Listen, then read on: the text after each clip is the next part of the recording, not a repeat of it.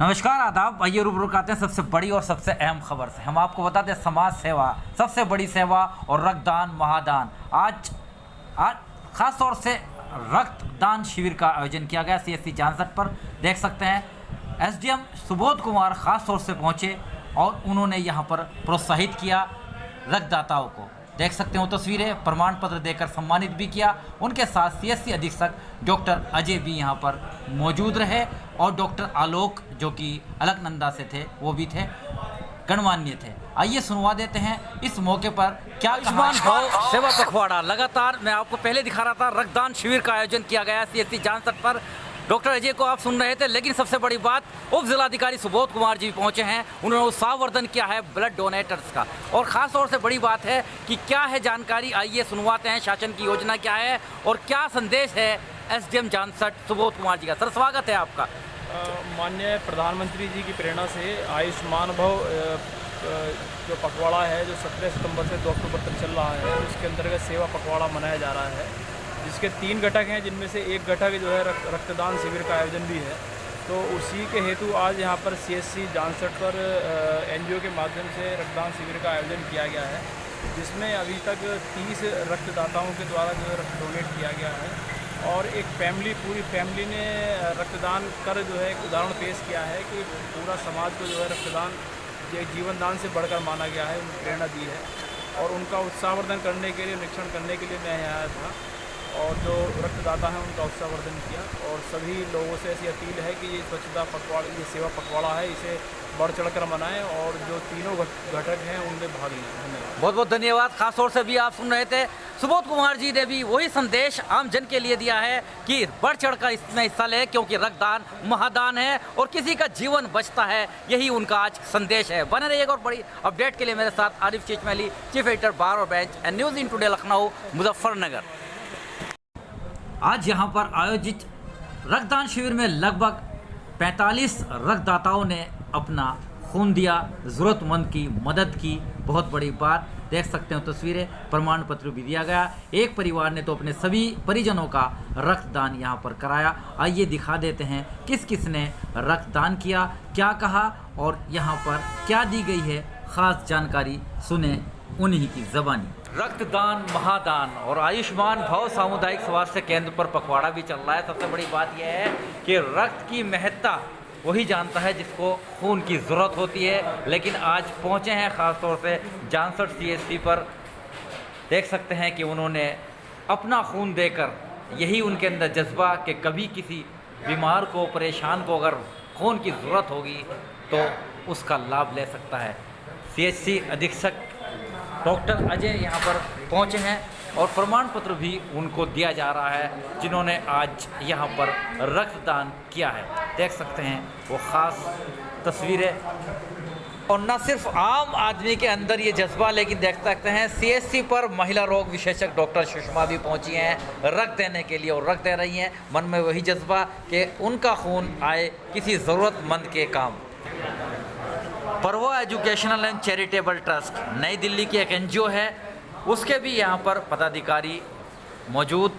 और आज काफ़ी गगनदीप उपाध्याय यहाँ पर थे, जो कि एक सामाजिक कार्यकर्ता है। उनका भी मन में यही जज्बा कि किस तरह से सेवा हो, समाज की सच्ची सेवा हो। और आज देख सकते हैं कि ख़ास तौर से ये शिविर लगा है CSC जानसठ पर। उम्मीद है कि ज़्यादा से ज़्यादा लोग यहाँ पर पहुँचेंगे और रक्त देंगे। ग्राम चितौड़ा के पूर्व प्रधान अभी प्रधान जी, बहुत अच्छा लग रहा है। देना चाहिए ना। मैं तो देता हूँ। गांव में भी आप जाकर कर रहे हो, कुछ कहेंगे, अग्रसर करेंगे हैं? प्रधान जी क्या कह रहे हो? जनता तो हमारे से ज़्यादा जागरूक है, हमें समझाने की कहाँ जरूरत पड़ रही है। नहीं, फिर भी आपके गांव वाले देते हैं खून? दिया है? मैं तो अपने गाँव में भी लगाया ब्लड डोनेशन का कैंप, लगाया है 3-4 महीने पहले। इसी दौरान मेरे साथ सीधा जुड़ रहे हैं डॉक्टर आलोक कुमार। स्वागत है आलोक जी।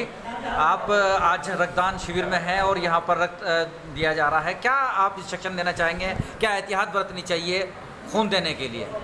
सर, खून देने में मतलब एक तो आदमी खाली पेट नहीं होना चाहिए, उन्होंने कुछ तो खाया होना चाहिए और कुछ हेल्दी, कुछ अच्छा खाया होना चाहिए। और खून देने के लिए 2 हमारे बेसिक पैरामीटर्स हैं जो हम चेक करते हैं कि मतलब आपने कोई दवाई नहीं ली होनी चाहिए पिछले 24 घंटे में, आपके ब्लड में कोई दवा का कोई असर नहीं होना चाहिए, और आपका हीमोग्लोबिन और बीपी भी हम लोग टेस्ट करते हैं। तो अगर आपका बीपी एक नॉर्मल रेंज में है सिर्फ तभी, और आपका हीमोग्लोबिन जो है वो 12.5 से ऊपर होना चाहिए, यही सब हम लोग जांचते हैं। बीपी कितना रहना चाहिए? बीपी सर मतलब 121/80 तो नॉर्मल होता है, बट 130 तक भी हम लोग कंसिडर कर लेते हैं कि थोड़ा अपर साइड है, बट ठीक है नॉर्मल है।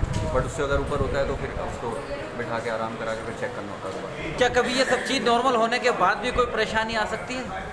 हाँ सर, अगर डोनर को कभी बहुत बार ऐसे कमज़ोरी फील हो सकती है, चक्कर आ सकता है, इस तरह की चीज़ें होती हैं, बट उसमें हम प्रिकॉशंस लेते हैं। उन्हें हम ORS पिलाते हैं और शुगर हाई करने के लिए एक मीठा फ्रूटी पिलाते हैं, बनाना खिलाते हैं, तो उससे भी काफ़ी हद तक कवर हो जाता है। ब्लड डोनेट करने के कितने दिन बाद इसकी रिकवर होती है? सर देखिए, वॉल्यूम तो पहले 24 घंटे में रिकवर होना मतलब लगभग काफ़ी हद तक कंप्लीट हो जाता है, और सेल मैच्योरिटी भी धीरे धीरे हफ्तों में ही आ जाती है।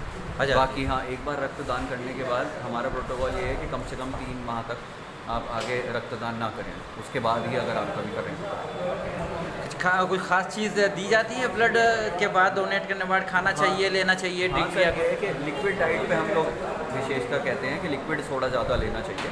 तरल पदार्थ मतलब जूस, फ्रूटी या जो भी जिस तरह का भी लिक्विड आदमी हेल्दी लेना चाहे, कोई किसी तरह का सूप, तो उससे शारीरिक जो भी तरल की मात्रा है वो लेवल में रहती है।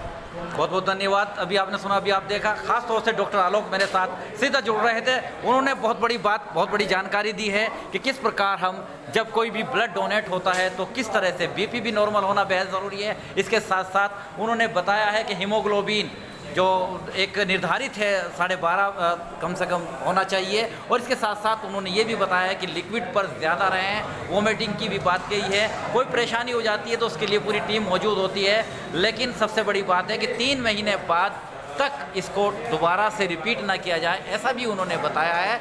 और सबसे बड़ी बात उन्होंने यही कह दी है कि रक्तदान महादान है, बेहद ज़रूरी है, इसका ख्याल भी रखना चाहिए और एक दूसरे को देना भी चाहिए।